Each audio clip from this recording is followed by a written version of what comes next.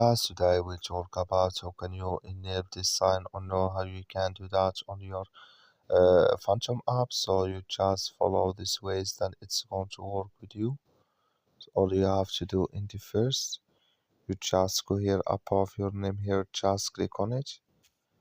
So then it's going to take you to this list. It's going to show for you like this here.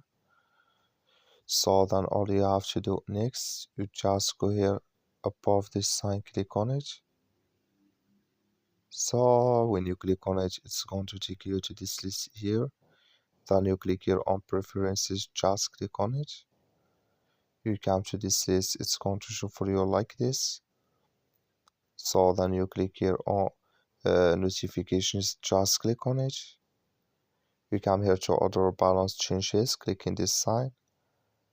Like you see, this color show for us, that's mean auto balance changes enabled with us now.